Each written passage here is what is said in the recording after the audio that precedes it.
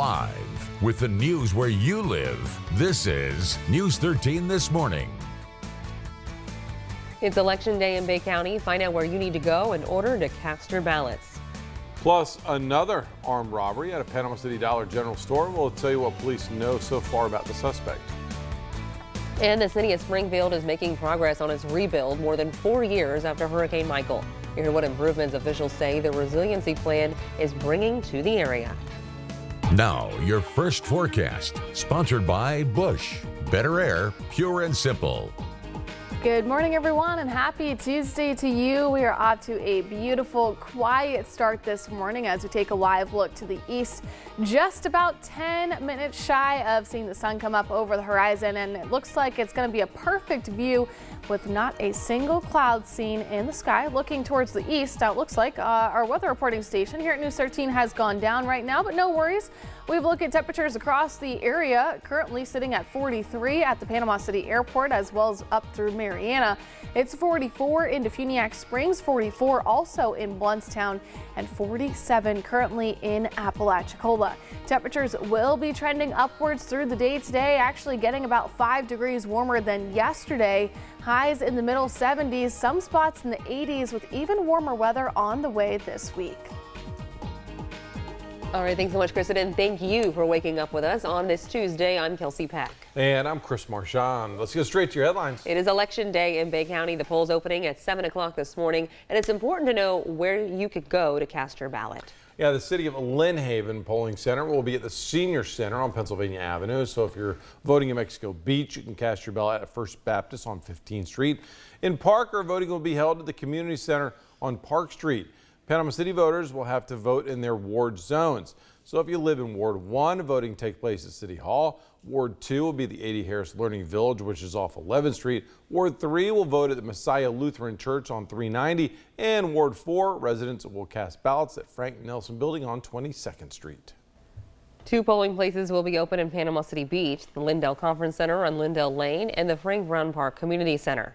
If you aren't sure where you're supposed to vote, you can head to our website, mypanhandle.com, for more information. And of course, we'll have all those election results tonight on News 13. Well, for the second time this month, another Panama City Dollar General has fallen victim to armed robbery. Shortly before 10 o'clock last night, Panama City police said a man entered the location at 15th Street and Lisbon Avenue. He brandished a handgun and left with an undisclosed amount of cash. Thankfully, no one was injured. Police said the suspect is a black male wearing all black with a face mask. They're asking residents nearby to check their surveillance video for any unusual activity. Anyone with information is asked to call the Panama City Police Department. That number is 850-872-3100. And one person was arrested following an incident on Panama City Beach involving drug trafficking. The incident occurred earlier this morning about 1 o'clock. According to the Bay County Sheriff's Office, they were conducting a narcotics investigation that led deputies to the Waffle House located at the intersection of Highway 79 and Panama City Beach Parkway. When they tried to make contact with the suspect, authorities said he attempted to drive away and hit multiple law enforcement vehicles. After a short foot pursuit, he was taken into custody. The Panama City Beach Police Department assisted with the arrest. No injuries have been reported.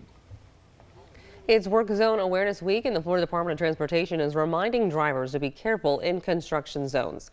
The FDOT says the #1 tip is to be alert to the signs on roadways indicating road work is happening. Most construction projects will be marked with proper signage to show lane closures and traffic pattern changes. Workers will also be wearing bright colored vests so they stand out.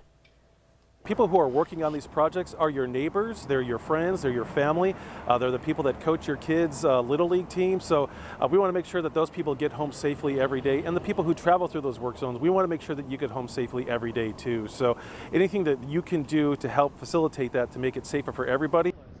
Throughout the week, FDOT will be posting on social media and their website about work zone safety. The city of Springfield was badly damaged in Hurricane Michael. Now, more than 4 years later, significant progress is moving forward through the Recovery and Resilience Partnership Project. News 13's Jake Holter explains what all the recovery plan entails. The city of Springfield has a lot of irons in the fire when it comes to development. They recently received nearly $20 million in DEP grants for wastewater and stormwater improvements. The city is also working towards getting police and fire into more permanent buildings. And now headway is being made on a large-scale recovery and resiliency project. Springfield was one of the older portions of Bay County. We had limited income, and I hate to say it, but Hurricane Michael was a blessing to our community, along with some of the others, because funds are coming in that wasn't anticipated to be available. Monday morning, Hammond received word that the city can advertise for bids on the engineering of some of the streetscape projects. We're going to have new lighting, get rid of the street lights, and have a little community pride added to it, adding some trees, some shrubbery, and also working on several dilapidated, torn up buildings that need to go away and get the area cleaned up. While beautifying the city is important, Hammond says he is really excited to make it safer for pedestrians. Trying to get the bike lanes moved away from traffic and getting the sidewalks a little bit further in, so the community is safer when they're going from one point to the other. This portion of the improvements is being paid for with a $5 million grant the city received from the state nearly 2 years ago. Portions of Business 98, School Avenue, and 3rd Street will all receive these upgrades.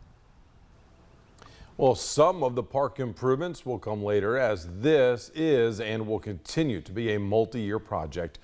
One of the other improvements Mayor Hammond wants to add is a deck system to the stretch of Cherry Street that cuts through Martin Lake so people can fish while also lining the shore with rocks to prevent flooding.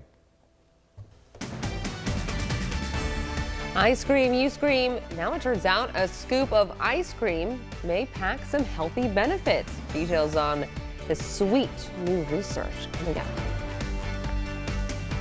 And as we continue through the work week, our conditions here in the Panhandle will remain dry and get a bit warmer over the next couple of days. However, there is a cool down coming this weekend. I'll tell you why that is coming up after the break.